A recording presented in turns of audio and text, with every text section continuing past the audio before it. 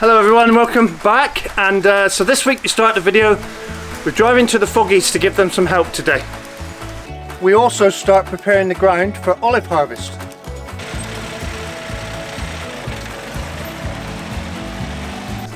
And later on in the video we give some tips to Luke and Sarah about some fencing, and have a quick look at their digger as well. And I'll show you a few little bits and pieces that we're going to be doing with some of the olives that I've picked in between showers.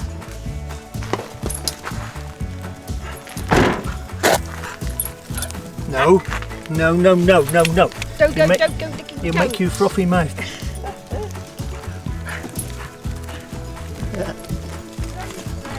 So we're here with the Foggies today for two reasons, this being one of them. It blocks all the light for the solar panels and stuff, and it's rotten in the bottom, so we're going to cut this tree down. And this huge mimosa is looking like trouble. It's leaning over the shed here and stuff, so that one's got to go as well. So yeah, let's do it. Yeah.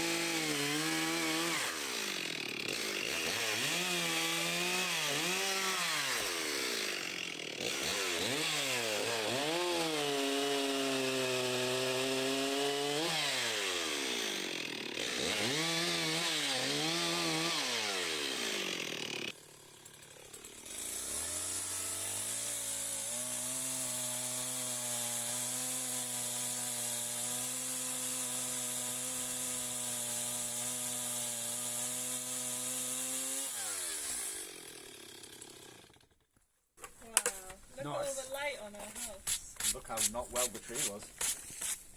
I definitely think that was going to Wow.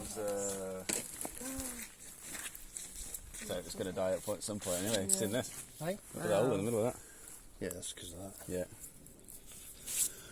Beautiful that though. It looks so different with this one, John, isn't it?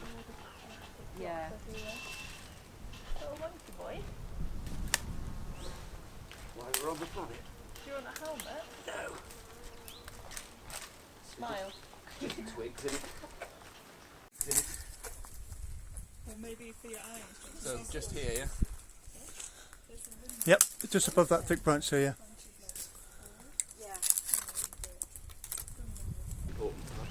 Where's the other bit of this tripod?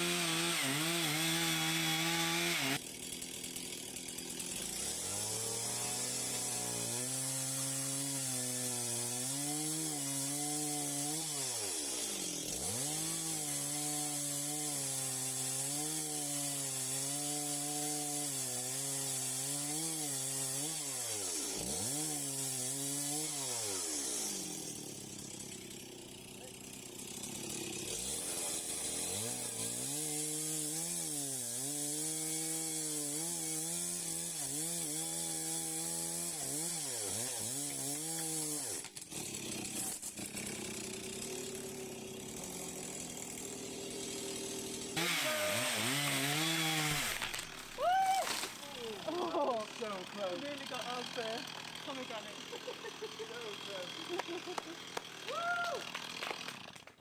Oh my gosh. What a Mate, dramatic you day. missed the tilia Yeah. by about half a centimetre and the pomegranate by less. Maybe we lost. Maybe got a branch, but it's Ah. okay.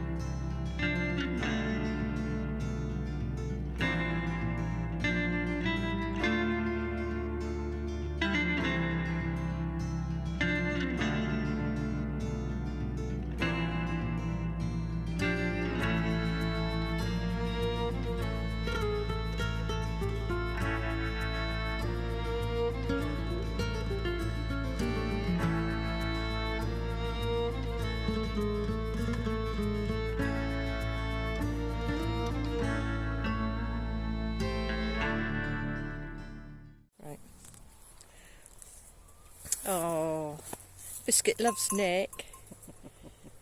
What are you doing, you nutter? Hey?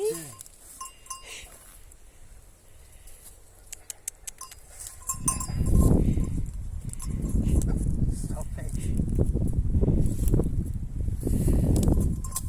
I'm trying to repair the fence you broke.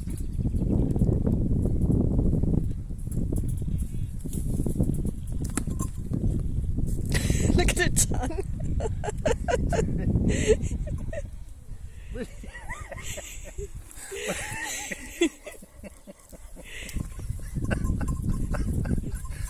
Oh, she loves Really? you. Really? Bless her.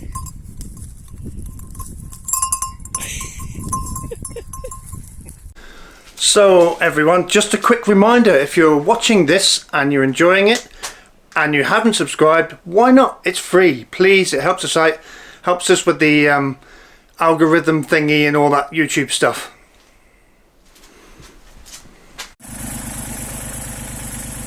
So first off, I have to mow around the bottom of all the trees.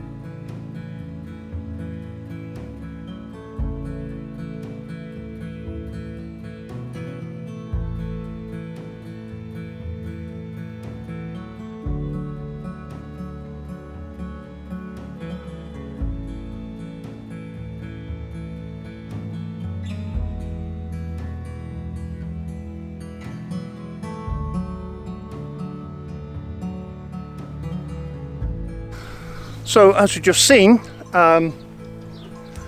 that's the most I can do with the tractor. Some of the tractors are a little bit bigger, this one, so I can't get under some of the smaller trees. But I'll have to finish off underneath the trees and a few other bits I'll show you, probably with the strimmer. And then I can start the paddock where the turkeys were and do the same, mow under the trees there. Let me show you. Yeah, so like I said, that's most of it done. I've dug the ground, unfortunately with turning and stuff, I've dug the ground up a little bit because it's so soft. It rained last night and yeah, I'm going to dig it up a bit, but it's pretty good. And as you can see, the trees are fairly full.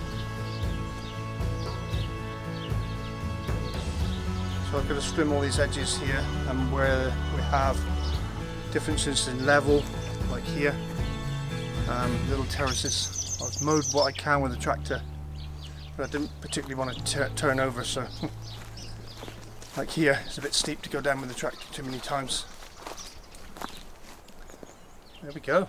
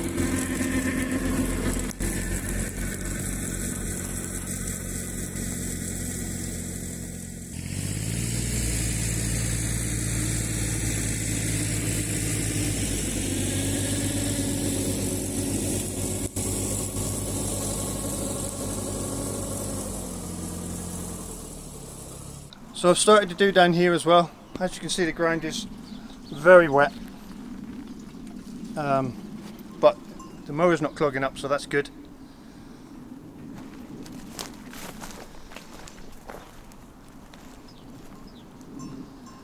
I've just got, like, again, where I can't get under the tree with the tractor, I'm going to have to trim with a, or cut it with a strimmer.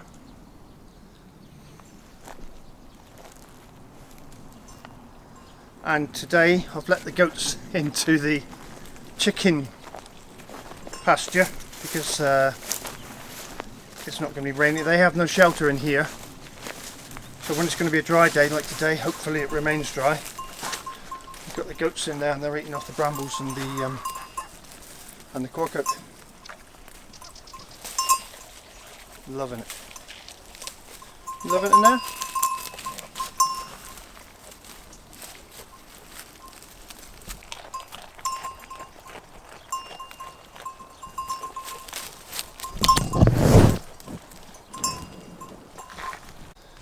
Yeah, so this is in this area the best olives for olive oil.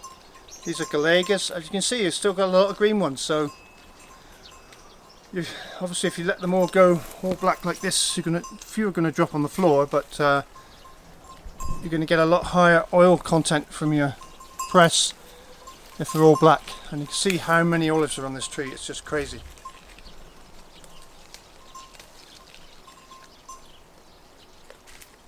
And we think this one has so many olives because 2 years ago we gave it a massive prune. 2 years ago? Yeah.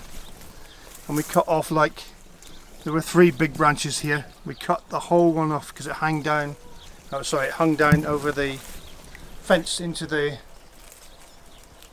chicken area, which made it a bit difficult to harvest. So we thought we'd cut that off and prune it more in this way, and I think it's paying us in olives this year.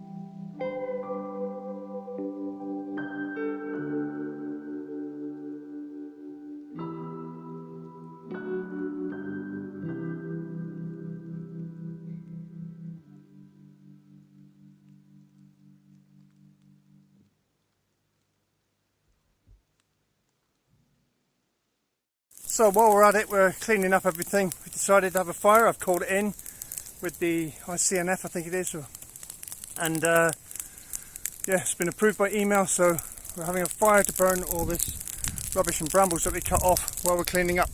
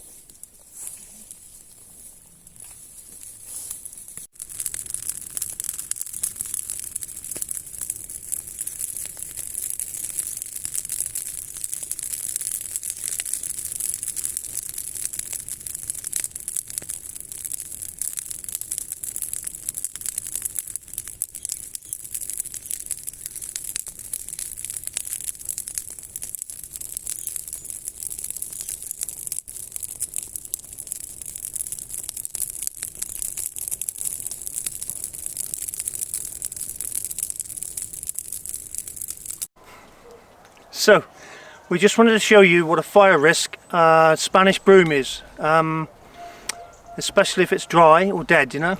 So just watch this.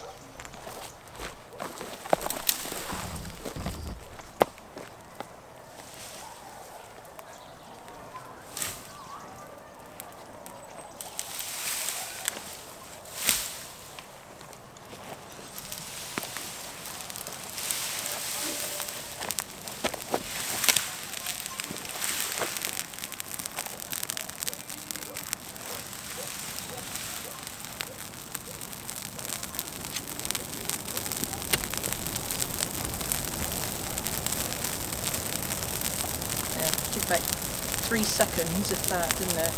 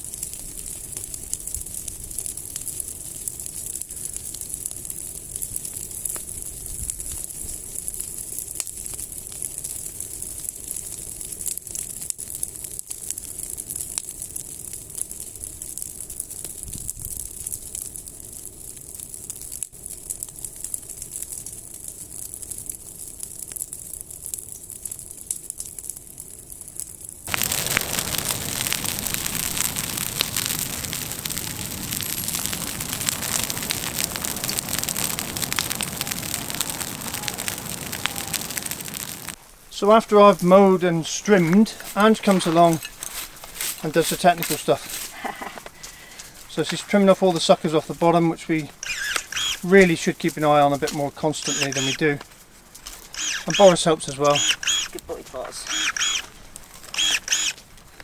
So this makes it easier for tying the nets up around the bottom of the trees. So yeah, we'll just clear around. I'll make sure there's no brambles coming up through as well.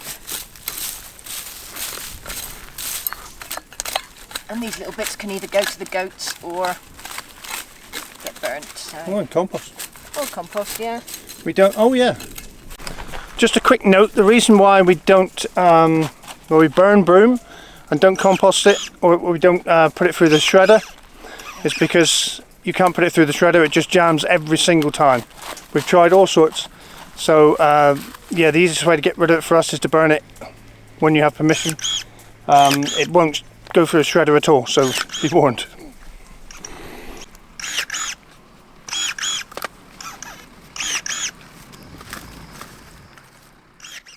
So this morning I'm going to leave Ange doing the dishes and I'm off to a secret location. So I'll see you when I get there. So the secret location is... Hello, it's Luke and Sarah at Luke and Sarah Off Grid, and I've come to give them some advice on fencing. Yep, we need it. He's trying to build, to keep Maggie and Pepper in, a nice straight fence along this granite, which is a bit tricky, but we'll get there. So now we have in shot 2 professional fencers. So we put this little section up with a few tips. So we've gone across here and back this way, and as you can see, it's looking very good. Yeah. Please, guys. Thanks for the masterclass, Nick. Thanks, no worries. So if you want to find out what Luke and Sarah's fence turned out like, please tune into their channel at Luke and Sarah Off Grid on YouTube. Thanks, guys.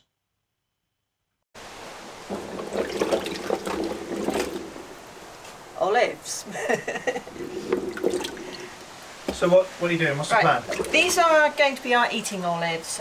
So at the moment they're in water. They'll be in water for up to 10 days. Water gets changed every day.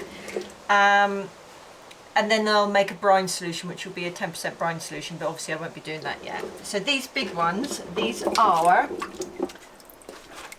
Cordervilles. I was about to call them Cordercell boy, but that's a tomato. And these have gone through, we have a little slicer.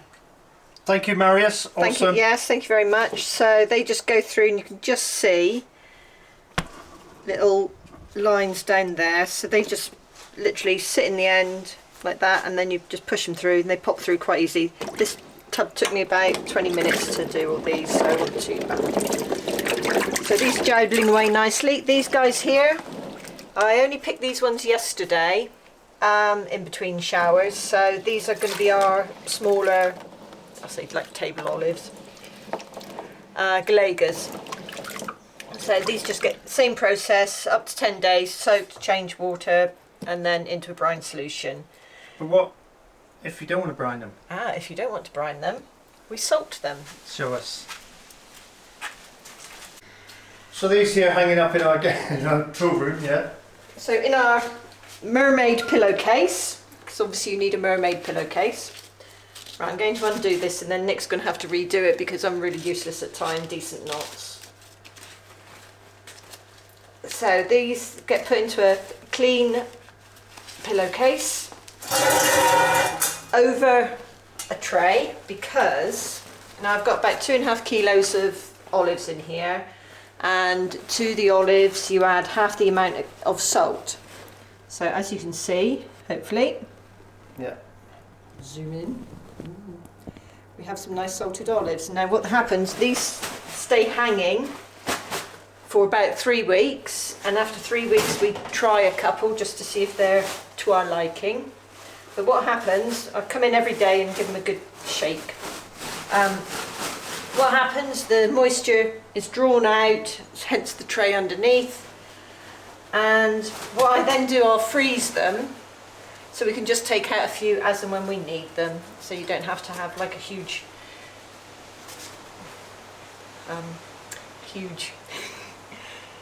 dollop, I was going to say, of olives all at once. Bulk, that's better than dollop, I suppose. So So as I said, in the rather full freezer, which I need to go through, and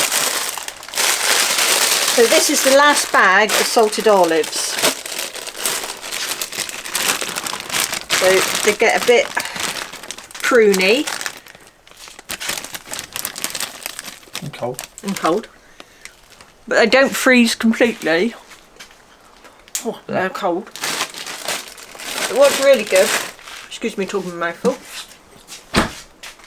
we can take some of those out and sort of rehydrate them with olive oil, and I put in some herbs like rosemary, lemon, and garlic, and it's a really nice table accompaniment. So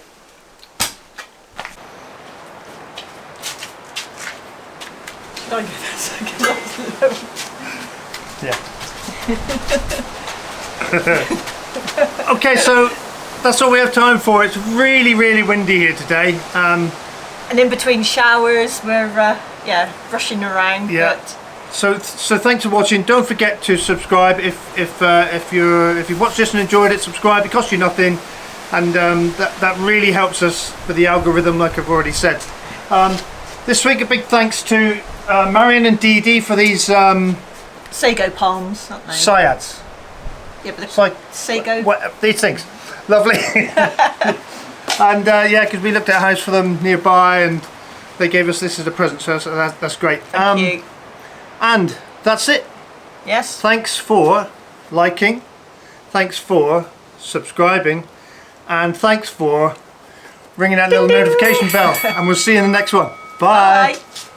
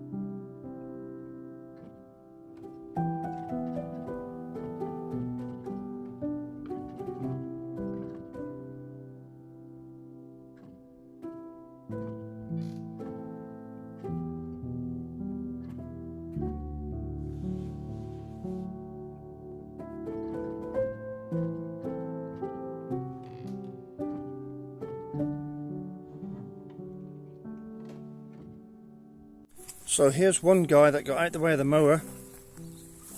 He's huge. I'll show you how big he is. Hello mate. Well done. Second toad this week.